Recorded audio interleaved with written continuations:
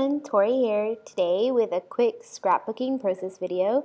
I am going to be scrapbooking a photo of a train and also some ephemera. This Heritage Park map I'm going to use for like the main element on my scrapbook page. So when my mom and I were in Calgary for work, we had a few hours before our flight and we decided to visit Heritage Park, which is like a theme kind of park. It's like I don't know, it's like a vintage themey park. I don't know, there's not rides, but like everybody dresses up and there's all these old buildings. It's really cool. So I had this map from the park that I wanted to use, and I also had this photo of like a vintage steam train that you can ride around the park. And I wanted to use the map sort of like as my scrapbooking paper. So what I'm going to do is I'm going to trim it down so it's just under 12 inches long, and I believe it's about 11 and a half wide, and I'm going to use that as like my paper. I also grabbed this polka dot scrapbooking paper from the Felicity Jane Susie kit. I think it might have come in the add-on, and I'm going to use that to mount the paper.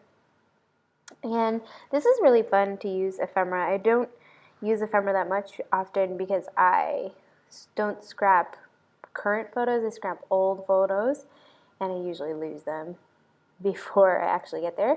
But I had this one sticking and I really wanted to use it, so this photo is from a year ago, but I had this map like sitting on my desk or something for a long time, and I was like, I'm just going to scrap this. So yeah, and I'm using the Felicity Jane Susie kit for this, so I'll leave a link for Felicity Jane below. So I wanted to use the train photo, and I knew that the background was pretty busy, so I wanted to do a couple of layers, but also keep it fairly simple. So I'm just using a couple of different papers from the kit, one that had like a wood grain, and then this one which is like a watercolor pink paper, and I thought that they would look nice as a mat. And then I also thought about adding a doily underneath, just to add like one more layer. But I ended up finding this strip of paper that I had done some punching with my lace border punch, and then I ended up just adding a strip of that at the bottom. And that's basically going to be my layers because I wanted to keep it fairly simple because the background was already fairly busy. And I know I'm covering up a lot of the map, but the map doesn't necessarily matter like in the whole grand scheme of things. I just wanted to have it as like an element. So then I grabbed out some of the cut apart labels. One that was like a heart tab, and I'm going to add that to the top corner, and then one that's just a band or like a label sticker where I stamp the date. And I am going to just make two clusters on this one on the bottom left corner and one on the top right corner. And I know a lot of people talk about doing clusters in threes, which I do a lot of that, but sometimes I think two is enough, and especially if you have a really busy layout or background paper. So one of the papers that came in the add-on paper pad had these grayscale flowers, which I love flowers. Like I could use them on every page. And so I decided to fussy cut a couple of those out and layer them in these two cluster areas. So for the top cluster, I decided to use two pieces of the flowers. And just sort of layer them on top of each other, which is a really cool technique if you want them to be a little more dimensional. So you're using paper, but when you layer it on top, you can see the different layers. It's definitely more dimensional that way. Anyways, I had a lot of fun making this page. I tried to keep it fairly simple, and especially because the background is really busy.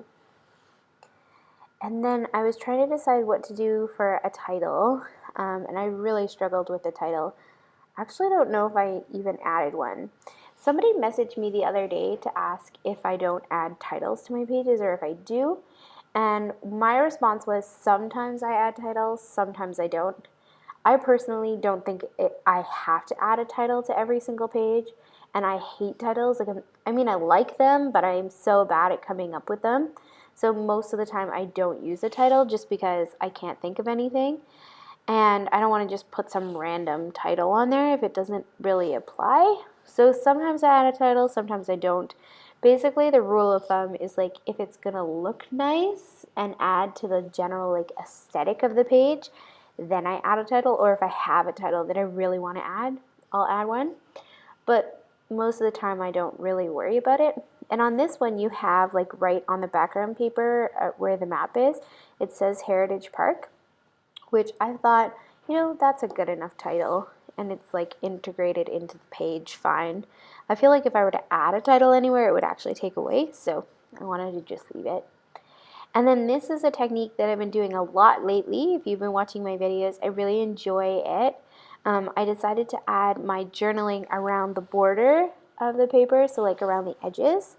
And I just love doing that with journaling. I feel like it's like something different instead of just going like horizontally, like left to right. Just going around in a shape or going around the edges. It's like its own design element. And it worked really well. So basically my journaling just talks about how Mom and I had a few hours before our flight, so we decided to visit Heritage Park, and it was really cute place.